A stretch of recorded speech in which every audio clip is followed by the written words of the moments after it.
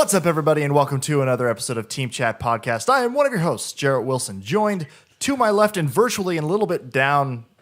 Yeah, it's down here or down here. I can't think of which corner it is. I think it's down here. It's right here. Yeah, right here. It's about. right here. Hello. We're joined by Mogan remotely. Hello. What a special guest. Welcome to the show. Being too far away. Special guest. Yeah. Oh, It's thank great you. having I've you on for never the been first on a time. show before. Yeah. Do tell.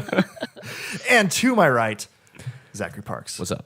So, in case you didn't know, Team Chat Podcast is a video game podcast where we talk about games, the ones we love, the ones we hate, and everything in between. If you want to get in contact with us or follow us on social media, you can do that by sending us an email to teamchatpodcast@gmail.com, following us on Twitter, liking us on Facebook, and subscribing to our YouTube and iTunes channels.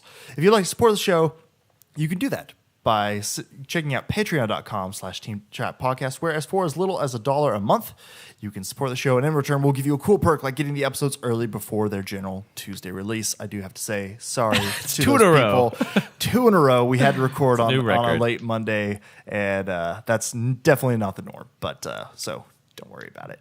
But yeah. So again, that's patreon.com/teamchatpodcast. We're all about transparency and being honest about what's going on. If we have nothing else, that's one thing we do. We have our honesty. We're very honest about our faults, and our our shortcomings. shortcomings.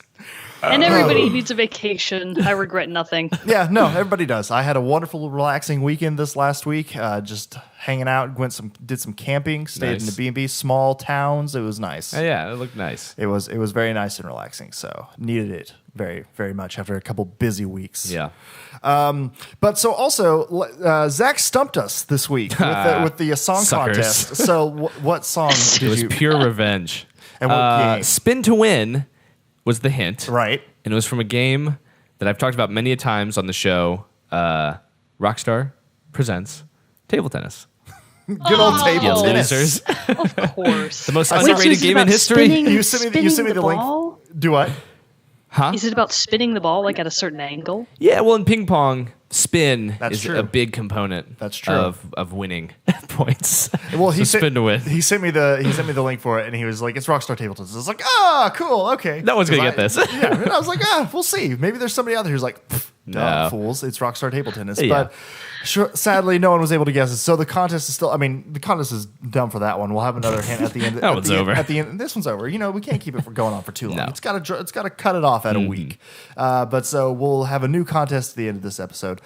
But yeah.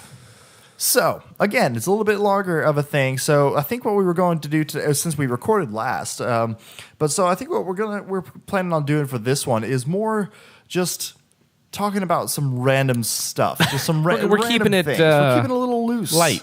We're keeping Loose it and light. light. Didn't want to put too much pressure on Mogan while she was Mogan's on her on vacation. vacation. Didn't want to give her too much to think about. Yeah. Let's also. I really wanted to actually have like the lap. If the Wi-Fi had been good enough, I would have been on the boat with that the would've been laptop. badass. And just The boatisode. unfortunately, it didn't work out hearing that the way. seagulls and the Yeah. surf. Yeah, but yeah, that would. Champagne, sunglasses, Yeah, you that know. sounds nice. Yeah, just hanging Casual. out, having a good time. But yeah, so Mogan, though, you did say that you had a couple games that you want to talk about, or a couple different things that you wanted to go into. I did, and they're really kind of just rando games, one of which just recently came out, and the other one that isn't out yet, that have just really caught my interest. And I just want to talk about them because I think they look like they're super fun or have the potential to be a lot of fun. Okay. So what you got? Oh, you ready? Yeah, go for it. We got nothing on this end. So I guess we'll start I had a with couple the things, one but that yeah. is already out. Have either of you heard or seen anything about that newer game? I think it came out end of just this past April. Little Nightmares. Yes. Yeah. I've seen some, and it Glad to actually know really everybody's caught my heard of attention. it. And that's just quickly. That's like an arcade game, right? That's like $20, or is that a full game? It's not, no. So it's I didn't understand what you meant initially by arcade Oh. game. But just saying it's not like a fully fleshed out Is that giant $60 game. No, it is not. right? So Right, it's an Little indie Nightmares game, right? actually is a very short kind Yeah. of indie game. Okay. Okay. Well, yeah, because So I saw it it's on the Xbox store, and I thought it looked interesting. I almost bought it. And I think I saw some gameplay video on IGN or somebody like that. But yeah, its art style is really cool, and it looked like it kind of looked like a more colorful, but maybe not as deadly Limbo. Just in like Now, actually, yeah, a lot of people have likened Little Nightmares to spiritually similar to Limbo Yeah. and Inside. right, Yeah. that's what it So it's looks like kind to of me. along those same lines Yeah. in terms of the type of atmospheric horror that it embodies, whereas it's not, rooted in jump scares per se. So it's not horror, it's not like Resident Evil or Outlast would be, but it is still horror in the terms of the genre. Okay. I just remember, like, I watched maybe the trailer for it, and I remember, aren't you like a little Yeah. person? I don't want to. Yeah, you're like a little person, and it's all little nightmares. It's like it's the monsters of your dreams, right? Because it all takes place in like in Your bedroom? in your bedroom, and you're trying to get Like the around. doorknob's really big, and you have to like jump up to get it. Not quite. So there is gonna a look it certain up so that element we to know the a I game little digress. that is related to dreams. But you play as this tiny little character, the one you've seen in like the yellow raincoat, Yeah. whose name is Six, like the number 6, but spelled out. And essentially, what you're doing is, as Six, you are what I like to call borrower-sized. Do you guys remember the borrowers? The little tiny people that live in your house and they steal all your crap. Is that a To make their movie? tiny Is that little like homes a and is that like walls. a Is that not a Is thing? that a is that a folk tale No. that like your parents told you before you go to bed? Keep you in bed? No, Tom Felton. Tom Felton, when he was a little kid, was in one of the Borrowers movies. Oh, it's a movie. That's Okay. maybe, yeah, this is- well, it was originally a not book, real. and then it was a series of real. movies. Blah blah blah. Anyway, so borrowers are just little small people. They're kind of Olimar sized. How about that? Okay. They're All Olimar right, I'm I there. got that. Thanks for the video game So- connection. 6 is little. She's about like he. I'm actually not sure. Is about yay big. It's a and girl. you are playing in a stealth puzzling horror platformer that is a fascinating mix of 2D and 3D, because the way that you're facing it is really 2D side scrolling, but it is in a very 3D environment. It's not a flat environment. It's almost like you're looking into a dollhouse. That was one of the best equivalents I found so far, is that you're looking into like a diorama or a little dollhouse room. And as 6, you're trying to traverse these rooms, these environments, to escape where you are, which is called the Maw. MAW. Oh. So the Maw is really kind of this, obviously, horror nightmarescape. And there are all sorts of what we would know as us-sized or even bigger-sized people and creatures, like the custodian, like a creepy, horrible janitor with like unnaturally long arms that is always coming after you and trying to get you by literally sniffing you out. Like he can smell where you're at and he's trying to get at you. that's There weird. are these big, grotesque, deformed butchers that you've probably seen that kitchen scene where you're trying to make your way through the kitchen. Yeah, I yeah. think that was featured in one of the trailers, and that's where the butchers come into play. Oh yeah. And then part of what is related to dreams is there's a very memorable character who is this woman in full kabuki makeup, and she kind of haunts parts of your dreams. And you don't really know what all of that is about until a little bit later, but it's really creepy and cool. So really, you're just, as 6, you have to get really creative with how you get from point A to point B. Because as you're going through all these levels, if any of these people, any of these big human-sized people find you, the implication is that they are absolutely going to kill you or worse. Part of the really good horror elements of this game are that, like I said, it's not jump scares. It's really, what they can do to you. Yeah. You see in the background, you see playing out in real time, if the other characters don't see you, they're just going about their business in these rooms. And you see them doing all these horrific, grotesque things. And you're like, oh my God, I cannot let them catch me. They are going to just mutilate me. It's going to be horrible. So it's kind of like an extended game of hide and seek, because anytime you think someone is about to find you, you really just kind of have to go hide. You just have to go find a spot, hide, like under a couch or behind a cabinet or anywhere that you can find, behind books on a shelf, anywhere that you can find space to hide. You just have to sit and wait and hope that they pass. And like it's just you sitting there, and you can hear your own heartbeat, and you can hear the footsteps of whoever is coming after you. And you can see their shadow move past your hiding spot, and maybe they stop right in front of your hiding spot. It's like that really cool, like, no, I really hope they don't turn and find me. Or maybe they reach a hand under the couch to see if you're under there, and you're just praying to God that they actually don't make contact with you. And then maybe they go away. And you go, okay, it's safe. I can come out now. And you come out, and then they come right back, and you're like, oh God, no, I'm going to die. It's that kind of creeping horror that really kind of sneaks into your bones and stays with you. And that's really why I think it's such an interesting little game. It kind of sounds like a less. Well, I mean, it seems grotesque in its own way, but it seems like a less horrifying / terrifying Outlast. Almost, yeah, I would kind of say so. Because that's the thing with Outlast, you couldn't fight, you had to hide. Oh, yeah. And actually, so that's something to note about 6. Really, there are no game mechanics other than traversing the levels because you don't have items. The only item that 6 has is a lighter. So you can just flick on your little lighter to make your way through the darkest tunnels. You can't hurt anything with it. It's just a tiny, you're tiny and the lighter is tiny. Right. So what are you going to do with it? It's really just for lighting your way. And other than that, you really don't have anything at your disposal other than what you find in the environment. Like making makeshift stairs out of opening a filing cabinet to make your way up to another level, or climbing a string up the side of a couch to get to the top and then jump to a bookshelf and then get up from there. So it's got a lot of really good platforming elements to it, but one of the I'm not sure if it's fully avoidable, but one of the things that a lot of platformers tend to fall prey to is just little mechanical annoyances. So because it is a mix of 2D and 3D, you have your x-axis, you have your y-axis, and in a 3D scape, you have your z-axis that comes toward you. And because of that z-axis, you can kind of move yourself closer to the camera, but in doing so, you often miss things that you are supposed to do, like making a jump or coming into contact with a particular item. You can often miss those just because of little mechanical glitches. And those are things that a lot of people have found very frustrating about this game because you wind up dying or falling into abyss in a really avoidable way if you had just been able to time it or shift your angle just ever so slightly. Yeah. And obviously that's part of platforming, but it seems to be prevalent enough in Little Nightmares that it's an annoyance that can't be ignored. Yeah. Long load times are the other thing that would be one of the primary detractors of Little Nightmares. Well, it looks like a pretty beautiful game in its gloomy, dark nature. It makes sense to me that it would have long load times just from the footage I saw. It's not like Limbo where the palette is black and white. This is a very dynamic looking game with a lot of depth of field. And Limbo wasn't 3D. It didn't have the 3D aspect. It presented,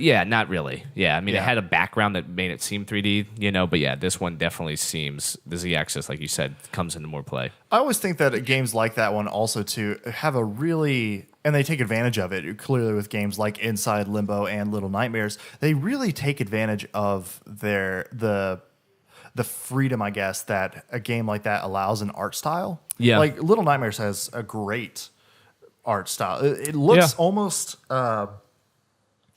I don't want to say claymation-y, but it kind of actually has, would. Yeah, it looks like a kind Tim of styled Burton after I mean, claymation. it's not like they don't something that move. I thought of. Yeah. Yeah, it's definitely not like they move claymation style, but they look like claymation stuff, which I think So I suppose that's fun. They look like little sculptures, like the little sculptures that they make for claymation. That's kind of how the characters look. I think it's really cool. Yeah, it looks like something you'd see in Coraline or Yeah. Corpse Bride, something like that. Yeah, definitely. But so I mean, I think that's just a really cool thing that they can do that and take this these liberties with a game, especially like this, that's supposed to be terrifying and horrifying. Which I mean, also as evidenced by Coraline or the Corpse Bride, you can make some pretty terrifying, or Night Before Christmas, you can make some pretty terrifying claymation creatures. Yeah, you absolutely can. There's also something innocent in the look of it too, right? With her yellow coat and the environment being somewhat domesticated, it looks like something that would be. I don't know. It's playing with the idea of. That's why I thought it was something like you was fighting something through your nightmares, because it does have this look of you're a little child, traversing through, you're having a bad dream or a nightmare. One of the other parallels that people have. Not parallels, but one of the other story functions that people have inferred about this game is that because of your tiny size and your perspective on the world, a lot of people think that it is more a game about being a child in an adult's world and things going on around you, and you're not really understanding what's going on around you, but you know that something is wrong. Yeah. So it's really kind of that feeling of, I don't know what's wrong, I don't know what the horror is here, but I know that something is really bad. And it's that kind of like childlike internal, very instinctive fear that I think the game is really trying to tap into. And for being such a short game, total gameplay time, if you did it semi-quickly, this game could be over in 5 hours. Oh, wow. So it is definitely just like a weekend game. Play it a couple times the weekend or pull an all-nighter and play it all night, and you'll be finished with it. So as you do go through the game and explore the maw, you really do. Part of the story is finding out what the maw actually is and what its purpose is. So you are learning more about your environment, about the adult world, but it is sort of that child's approach to learning about how to exist.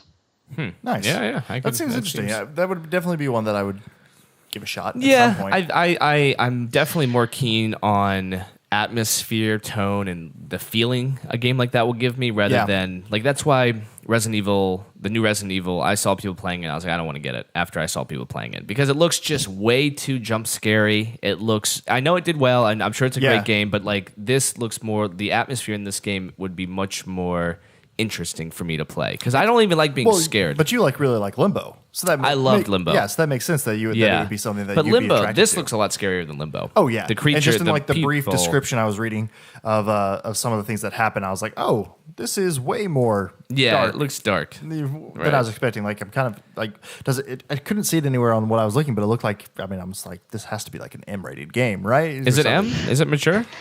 M for mature? I'm actually not sure. All I really know is I don't look at ratings. I'm an adult. I don't care. Doesn't apply to us. Whatever I want. Does not apply to us. But it is for PS4, Xbox One, and PC. So I feel like this is one of those ideal games that you can sort of add to your Steam wish list, or your Xbox Live wish list, or your PlayStation Store wish list, and wait for it to go on sale. And when it does, snap it up for no dollars because it's obviously a very short game, but I do feel like it's worth playing and definitely worth the particular type of experience they're trying to sell you on. Yeah, nice, cool. Speaking of on sale, I recently just snatched up another, I think the only God of War game I haven't played yet. It was like Sony Santa Monica had that publisher specific sale on the PlayStation Network recently, and so I was able to get the last.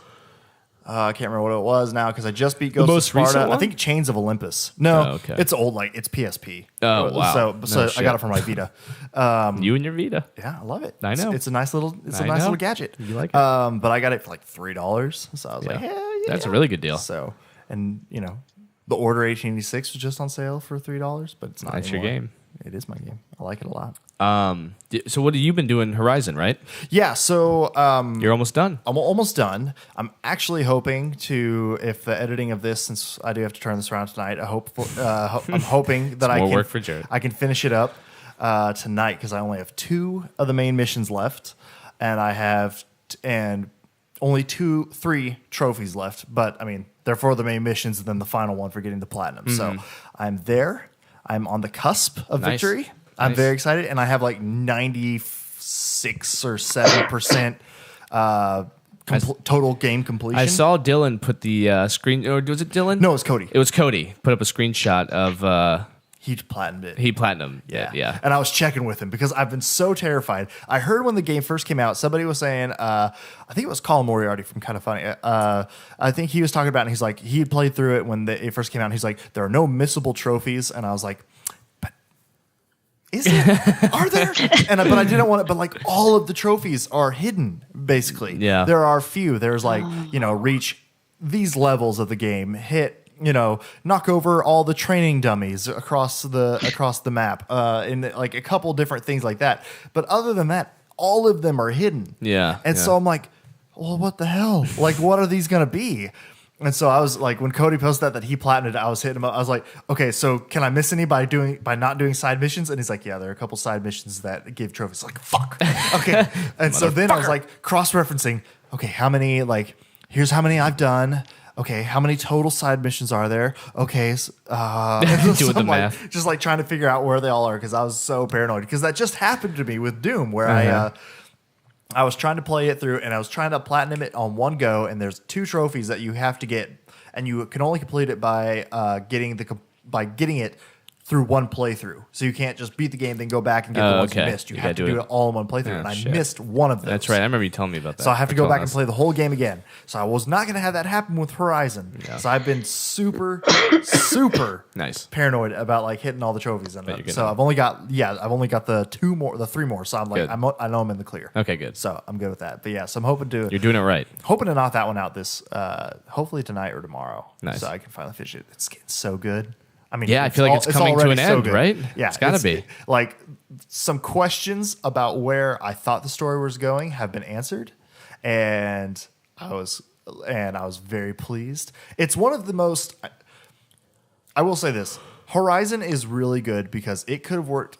Like I hope that the game wasn't successful and somebody comes out next week being like, a movie has been greenlit for Horizon Zero Dawn. You don't want that to happen. I don't want that, but at the same time, the story of either could have been like, it's awesome as a game. It could have been awesome as a movie too, because it's one of the most original stories I feel like I have heard in a long time. Like, you know, The Last of Us is great, and I love The Last of Us, obviously, but it's also it's apocalyptic with zombie-esque creatures, and we're throwing in this like random thing with it being all like from a plant-based fungi, but at the same time it's zombies.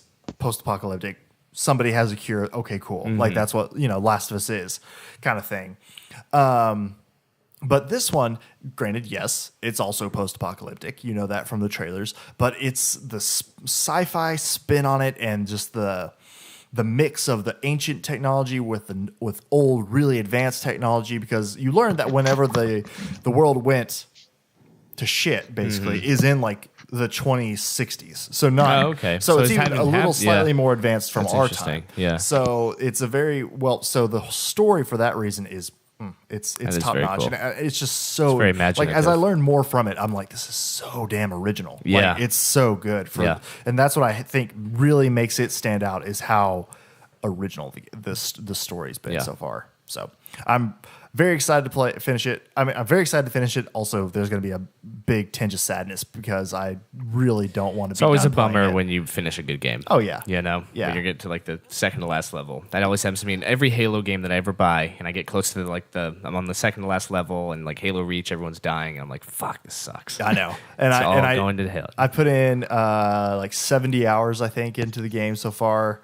It's pretty solid. I think that's what I put into Zelda. Yeah, and I'm just like, I don't want it to end. Yeah. But at the same time, I'm ready to move on. What are you going to play next? The itch. I've been getting the itch this week to do something else. I think I am going to play, so Mogan and I can actually finally talk about it, is I'm going to play the first Uncharted, at least, to get into that. Woo! I got to have at least one chance every episode to give it a boo. Double thumbs down, double boo. Sick. But yeah, in fact, that's why I'm coughing so much, just thinking about Uncharted. Don't speak those words to me. You knew I was going to talk about it, and that just put you over the top. But yes, I'm probably going to move to Uncharted next, I think. Wow, and that's old school. It is, but I'm not going to try to play all 3 in a row or all 4 in a row. Yeah. I'll probably play the first one, then move to something else. Because don't throw your life away, man. Well, don't throw all those precious hours away. Well, because that's a big commitment to go. You have a family. That's a big commitment to throw all 4 games all at once. That's I'm like, I can't do all 4 at once. I'll play the first one, switch to something else. Which is a waste of time to play the first one. No, it's not.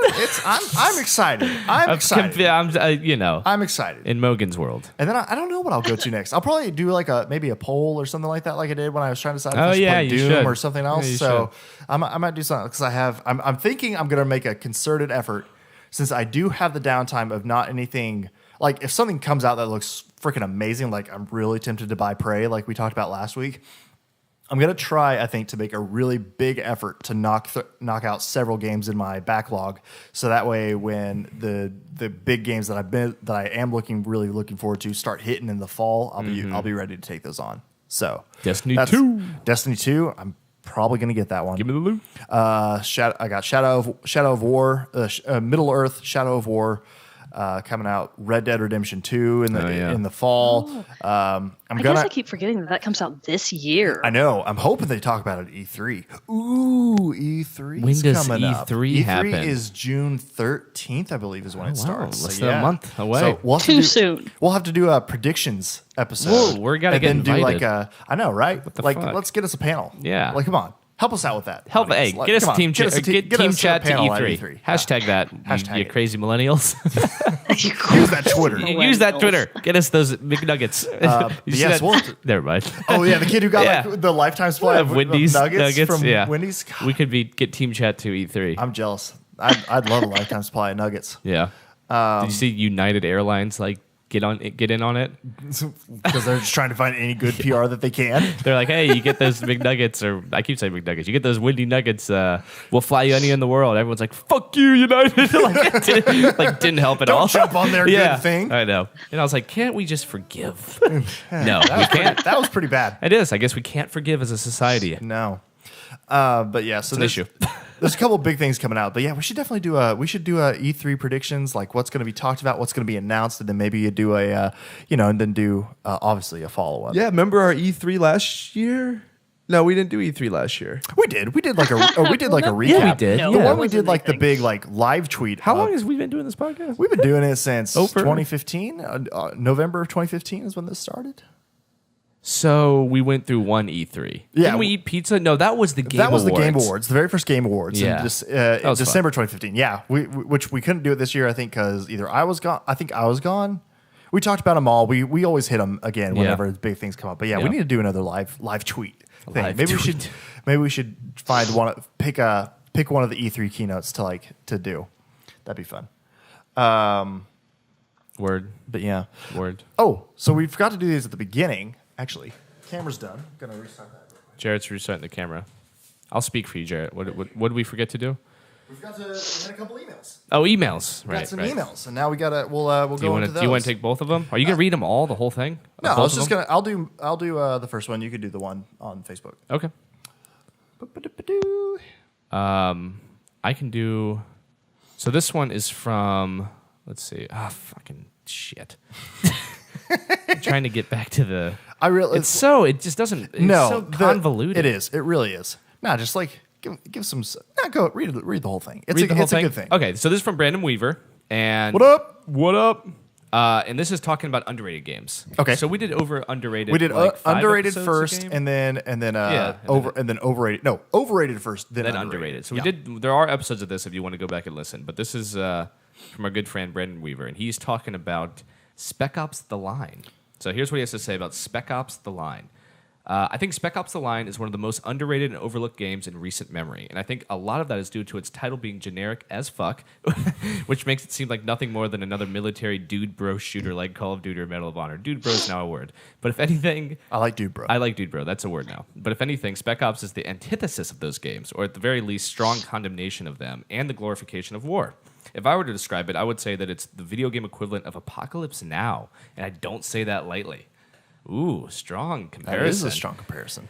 Spec Ops recontextualizes the tropes of modern military shooters such as twitch aiming and aerial assaults to showcase the atrocities of war by tricking the player into performing increasingly deplorable acts. Have you played this game? I have actually. Is this true? And this was interesting that he brought it up. Finish reading his thing, Okay. and then I'll talk about that. However, the message of this game isn't simply that war is bad, and that should be obvious, and as that should be obvious to anyone. The point of the game is to demonstrate how quickly and easily one can be a monster in a war zone. Spec Ops treats war seriously. It's not a playground to see who can acquire the most headshots. Hell, the game's loading screen taunts the player near the end of the campaign with the rhetorical question, "Do you feel like a hero now?" Ooh, I like that a haunting lot. words from a game. Is this not? I got one more paragraph. As far as the gameplay itself, it's serviceable at best, but I think this works in Spec Ops favor because if it were incredibly fun, the entire thing would feel disingenuous. That's a really interesting argument. This game is not meant to be a power trip. It's meant to be demoralizing, heartbreaking, and ugly. As the game progresses, you feel less justified with each life you take, and you come to realize that the only way to win is to stop playing altogether, but you can't stop now. You've come too far. Surely the destruction you wrought will be justified in the end, right? But it's not. You've accomplished nothing. Only the death of hundreds. That's how it ends. You've accomplished nothing. So it's really funny that he brought this one up because I was going to talk about it in, I believe, underrated or over, one of the two. Because my thing with it, and that's what I'd always heard, is that it is this really good message, a really good game talking about war, and like it really doesn't paint it, like he said, it doesn't paint it in this glorified way. Yeah. It is very dirty, it is very gritty, it is very, it's just a horrible thing. My problem with it, and I think what tainted the game for me, and why I wasn't a big fan, and I probably need to give it another shot, is because when I played it, and I actually, and now that I think about it, I probably do blame it the fact that I was playing it on a Mac, on my computer. So it was obviously the ported for Mac version off Steam, but it was incredibly glitchy. Oh, like, and which, you know, so here I am playing it. I'm like, well, I don't want to go buy this for something else because what if it's just the game being glitchy and that's why it's bad.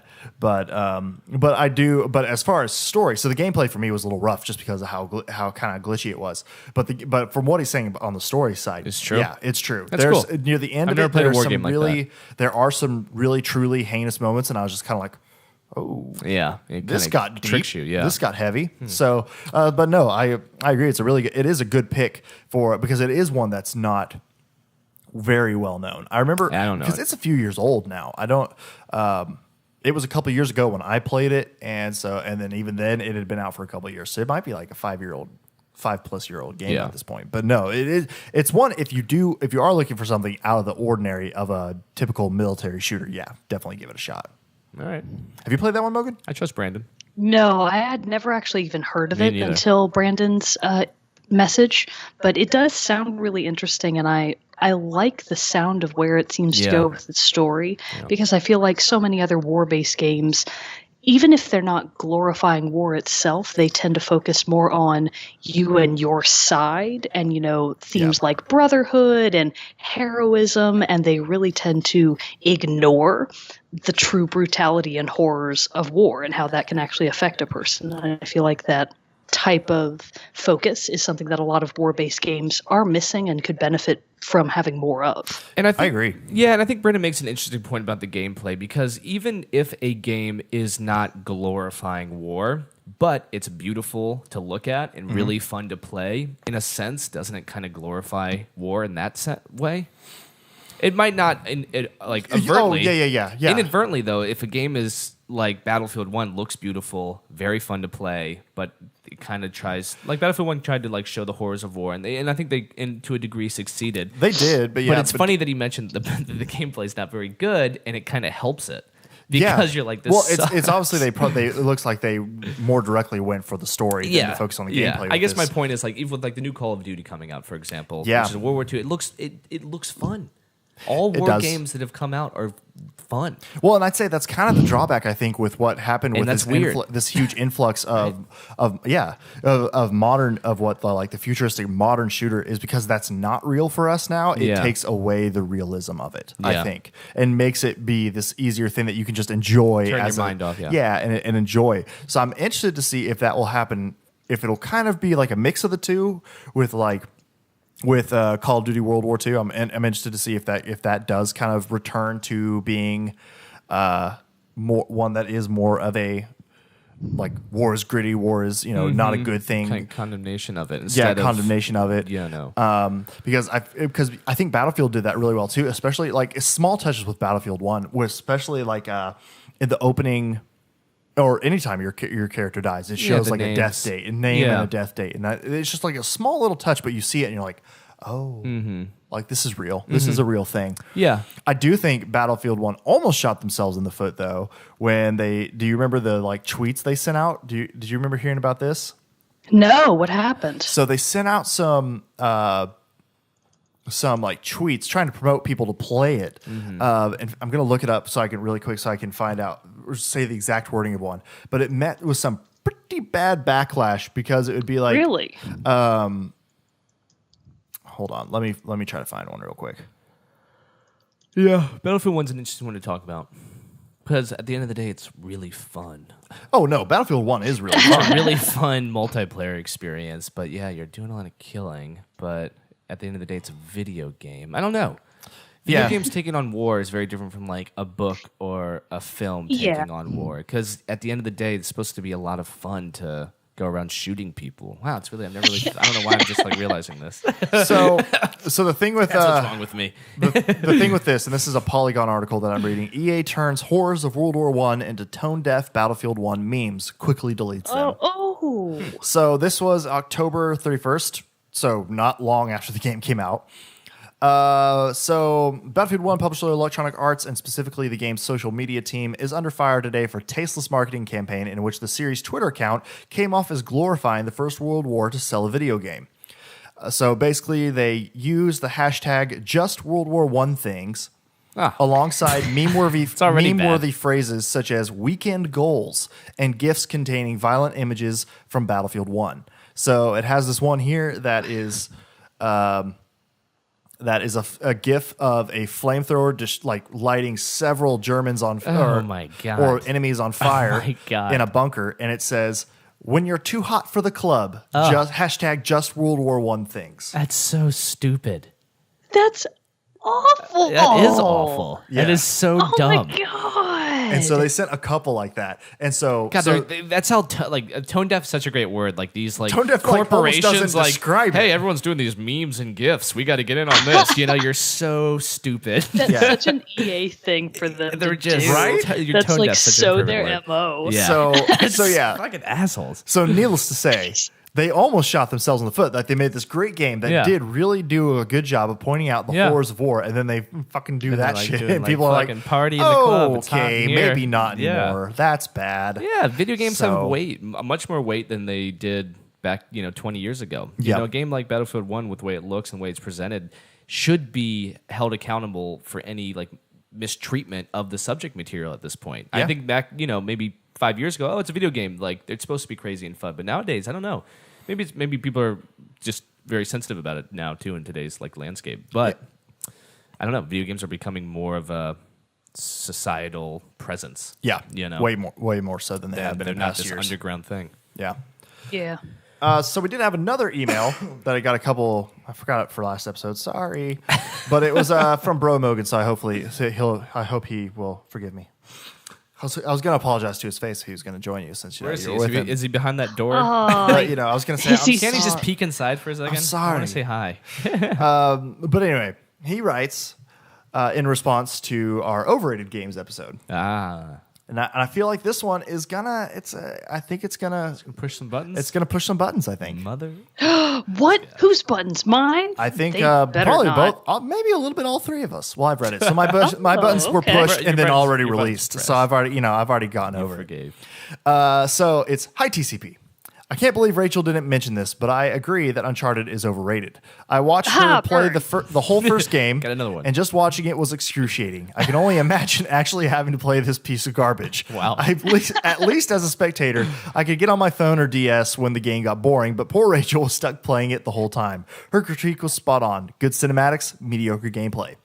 But speaking of overrated games, I'd like to add BioShock to that list. Oh, And right. its Just incredible the series? story. No, I think the first one. The first one. Its incredible story and atmosphere are ruined by the action-style gameplay. The game can't decide whether it wants to be a first-person shooter or a survival horror game, and the result is a muddled, half-assed attempt at both. It would work better if they had focused more on the horror and made the player feel less empowered. So yeah, Uncharted and BioShock are both garbage. Come at me, bro. Okay, like he was like on the fence a little bit with BioShock. I know that's both garbage. I thought he had some good things to say about BioShock, or I don't know. I forgot the tone. I actually don't 100% disagree with what he's saying about BioShock. I understand. BioShock's a great game, though. It's a great game. To say it's garbage. Yeah, that's harsh. Because That's I remember not when mean. it came out a while ago, and like when it came out, like no other game I had seen had that tone, atmosphere, and attention to just the novelesque feeling of like the architecture and like that whole like I don't know what you call it, Ayn Rand sort of feel. Yeah, no, Atlas Shrugged. Actually, that's a good equivalent. Yeah. Nice. Yeah, I loved the first BioShock when I played it, so I don't necessarily agree if I'd agree that it's overrated. I think it definitely deserves the praise that it gets, but I mean, it's one of those things to each his own. Yeah, and as gameplay, I can be more on board with like the gameplay as a first-person shooter. I wish it was more survival horror. than a first-person shooter. As much as cool as the I plasmids picked up on it more are, as a survival horror than I thought than a first-person it definitely shooter, really. had both elements, strong elements of both. But as cool as the plasmids are, and as cool as that mechanic was, which I'd never really seen in a game before. Also, I don't know if another game had done quite the same thing. Yeah. Probably, but I didn't. For me, it was a first-time thing.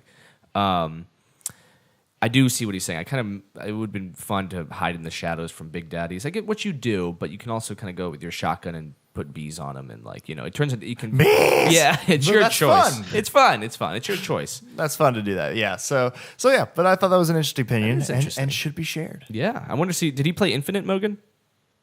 He did not play Infinite, but he has seen me play a good chunk of Infinite. Yeah, I can tell you. I'm sorry. What? Was he not impressed? He liked the gameplay. We both were we love Columbia, the environment. He was not even remotely impressed with Booker DeWitt. It does not like him at all. And I will say that in the beginning of the game, I was also like, this guy. But as I'm getting further along, I'm like, okay, Booker's he's not that bad. But at the beginning of the game, he does come across as very ultra standard, older, gritty, white male protagonist. I've seen some things, bruh, and it's okay, tone it down, Booker. But later on, he does take on a little bit more personality, which I do enjoy. Yeah, I think that. What? Did you ever beat that game? I'm not done with it yet. Oh, you got to finish it. That should be the next. You got to finish it. The ending is like 99% of the game. The whole game. It is. It's one of the best endings ever. I'll finish it, and then we can talk about it. Yeah. Okay. Cool. So, do you have a moment with Mogan? I don't really, but it is kind of a good way to incorporate sort of the next portion that I wanted to talk about, which is an upcoming game. Okay. So even though it's not a full moment with Mogan, on May 26th, you may have seen a little bit about it. Coming soon is Rime. R-I-M-E. Oh, Rime. yeah. I've heard a little bit about this. I'm not as familiar with it as I was with Little Nightmares, but that's okay. You've probably really just seen maybe some stills of it, maybe like the game's cover art, which is really quite beautiful. So take a look at that, Zach. Pull that up because it's really it's quite a sight to see. I want that on my wall. Oh, I love the blue. Is that the right that one? looks good. Yeah, that's it. Isn't that super nice? It's really so nice. A lot of people have stylistically related it to kind of a combination of the cell shaded graphics of Wind Waker, so The Legend of Zelda Wind Waker, really kind of mixed with that more subtle, almost bittersweet feeling of the environment of games like Ico or The Last Guardian. So it's not quite as super fun and poppy as Wind Waker was. It's a little bit more subdued, a little more toned down, but it is still a very bright, albeit washed out color palette. So as you can see, that game primarily takes place on a deserted island.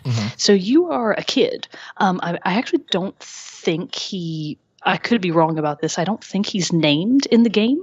That might be something that I've just missed, but so far I'm not aware of any particular name that he actually has. But you are this kid, and you have just survived a torrential storm at sea. So you have been your ship is totally gone. You're shipwrecked on this mysterious island, and you are basically trying to find your way into what I believe is that central tower pictured on the cover art. So the environment that you're basically traversing, and it's a combination of platforming, puzzling, and adventure. So it's really, more than anything, a third-person adventure game with a lot of puzzles built into the environment. Okay. I wouldn't call it fully open world, but it is an open environment. So there are sort of gated areas that you have to solve certain puzzles to really kind of progress to the next area. So it's not fully open world like we would probably know it in the sense of other modern games, but for that type of puzzler, it is a little bit more of an open environment. So by solving all of these puzzles, which are really interestingly linked into kind of a lost civilization feel. So the puzzles and all of these buildings and kind of Goliath structures that you're just sort of moving around on, they appear to be totally abandoned. There aren't other people on this island. It appears to be just you and a magical little fox friend that you somehow get, which is adorable. Who doesn't you and want your little that? fox friend are just kind of trying to make your way to this central tower, I suppose, in the hope that it will afford you a way to get off of the island. I actually don't know how much the kid knows or has a sense of whether or not he's actually going to get off the island, or if he's just like, well, I'm shipwrecked here, might as well do whatever's around, or I'm going to die of boredom first. So it's really more adventure and puzzling as opposed to survival. And this is actually an interesting thing to note from its development, because the game has been really kind of anticipated by a core group of people for years now. Originally, it was on deck to be produced by Microsoft. So it was going to be an Xbox game. But Microsoft, once the development really got going and they realized kind of the adventure puzzling mechanics of it, they were like, this doesn't really fit into our MO of multiplayer social gaming. So they dropped it. So they totally dropped Rime. I don't even think it had a name at that point, but they dropped the project. And shortly after that, Sony picked it up because Sony was going to make Rime a PS4 exclusive. But after about, I think it was 2 years into development from there, and Sony still didn't have any concrete progress on the game from whomever the developers were at the time, so they also dropped it. It was finally picked up by Tequila Works, which I believe is a Spanish developer. They are based in Madrid, as far as I know. Cool. And actually, a lot of people may know Tequila Works from more recent games. They just did that new game that came out, The Sexy Brutale, which is that really interesting little puzzle game that I actually still really want to play. And before that, they did Deadlight, which I want to say at least one of you knows a little bit about. We have talked about Deadlight before. Yeah, Not I've talked about Light? Not Dying Yeah, Light. I've talked No, about not Dying Light, Dying but I don't know if Deadlight. I don't know if I know anything about Deadlight. Maybe we didn't. Maybe I imagined that. Never mind. But anyways, they've your done a other couple of podcast. smaller indie games in the past, and Rime is going to be really kind of as far as I can tell, their biggest launch to date. So because it got picked up by Tequila Works, it is no longer an exclusive, and thanks to a port by, what are they called? Tantalus Media ported this game to the Switch. So nice. on launch day, on May 26th, it's coming to PS4, Xbox One, PC, and the Switch. Wow. So really kind of everybody gets to play, which is, I think, a really cool thing. That is cool. I love that it got passed around so much and is finally open to everyone and not just a core group of people. Yeah, that's pretty cool. That's awesome. That one looks really good, and that reminded me. That does look good. It's got some good climbing elements from looks It like Breath of the does. Wild. Yeah. Which reminded me of two things I need to do. Because I played it once when I started it when I was sick a few months ago and haven't been able to pick it back up again. I need to freaking finish Ori and the Blind Forest. Ah. Oh, you do. Shame And- on you. I know, I shame. mean, I I should know I have finished haven't a long time finished ago. any game ever, but still. And if I need a break, in between this really long game of Horizon and maybe I'll play it concurrently with Uncharted or whatever.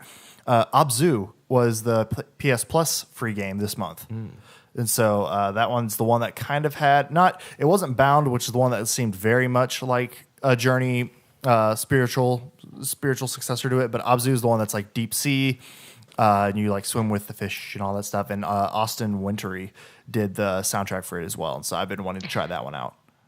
And something else to note about Rime is that you can really get a sense of it just by watching the trailer for the game. The soundtrack sounds amazing. It's got this really sweeping, orchestrated score. It sounds like it's going to be a really good game for an excellent soundtrack. Cool. So if And you're you into know we love us a super good cool soundtrack. visuals and mysteries and awesome soundtracks, go play it. Wow. Nice. I'm double checking myself. Yeah, Austin Wintory. But yeah, Yeah, so that looks good. Looks like a game up my alley. yeah. I'd like And that. the other one was Tales from the Borderlands, which is the Telltale Games entry into the Borderlands series. Okay. And so that one's free too. And I was like, ooh, yes, please. Gamers on a budget. Hell yeah. But yeah, so those I want to jump into at some point. I really need to. I was thinking this. I need to make a list because I was looking also when I bought that the God of War game that I just got. I was looking on my online of download list of all the games that I either gotten through PS Plus or just were digital games that I had, and I was like, oh my god, What have I done to myself? I have too many. What's the matter? Why do I do this? I need to like Why are make you a like this? list of all of the games and then prioritize them so I know which way to go. And like, here's the ones I want to buy. Here are the ones that I've Yeah, already you need the purchased. whiteboard. Or I do. I'd be You able to need look to bring the like whiteboard a in. mad Yeah, scientist, like trying have to all figure these it out. like drawings and Scribbled lines marks. of what to play next. It's going to be ridiculous. Well, is there anything else that we wanted to touch on? We've jumped around I've been quite playing a bit, a but I lot like of it. Halo. Oh, yeah? Yeah. Got back into it? Yeah, I Zach. played all day Thursday with my good friends on Xbox Live who I've not played with for like almost a month now. Hell yeah. Yeah, so That's that a was good day. It was a great day. Getting back Super up on fun. those leaderboards? Yeah, we all got really pissed at each other for not performing well. It was just like old times. I want to be like That's how we are. I want to be like a fly on the wall on that one side. Can you We should can you like Twitch. spectator? We can Twitch next time. Yeah. You guys should listen to our That's Twitch. one thing We're just yelling at we've all each other. slacked on Twitch lately. Yeah. I mean, I Oh know my we're not God, like you super need into to. we're not super into streaming and everything really, but like Yeah. I like For Honor. I played For Honor is like the game I've been waiting for my whole life, and Yeah. I think I streamed the beta once. Well, no one watches. But you know, no one watches the first ones. It's the all spirit. the later It's ones. the spirit I mean, of it, I Mogan watches suppose. mine, but that's just so she can make fun of me. I would do it so you guys can watch us play. Yeah, we're yelling at each other a lot. Yeah, You fucked up. That sounds pretty funny. It's funny. It's funny like because we it. take it very seriously. I'd watch it. Halo 5 is still my go-to game for competitive multiplayer. nice. What else would I play? Come on. Yeah, it's a good game. It's a great game. I get jump on it every once in a while. My Xbox Yeah, is like once a week. neglected comparatively to the PS4. Yeah. but Well, point for PS4, I suppose. Yeah. Well, I don't have as many games for it and I don't have as many. Well, that's not true. Liar. You lie. I lie. Because I do have several games for it, and it's just like, fuck, I still need to finish The Witcher. Nah, you played enough of it. No, I have not No, I played did enough not. of it. I know it's I amazing, need and I more want to time finish for it. games. But I can't. That's one I cannot do every single side quest. If I do every single Yeah, side quest, no, I no, will no. never finish The Witcher. Yeah. So I got to be more selective in my time on that one.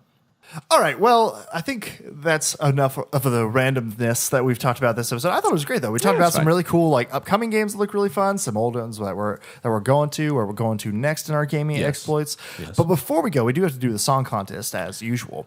And since no Nothing one out of the else ordinary. has correctly guessed, it's going to back to the hosts. It's us. That's So 'cause mine was too I think hard. Mogan's got a song apologize.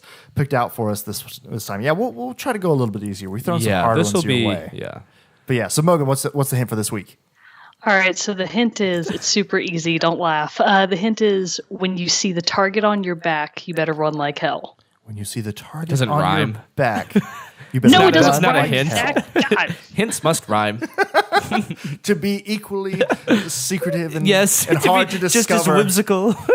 and vague. It must rhyme. vague. It must be But so overtone. when you see the target on your back, run like hell. All right. Well, that is the song contest for this week. Stick around for after the close of the episode to hear the song. And as usual, contest goes live Wednesday, 9 a.m., the day after this episode airs. So today is the 6th. Tomorrow will be the 16th. It will be the 17th is when you can send in your guesses. Reply to the Facebook or Twitter posts that we put out announcing that the contest is live. First person to correctly guess gets to send us a song and hint for a future episode. But this wraps up this episode of Team Chat Podcast.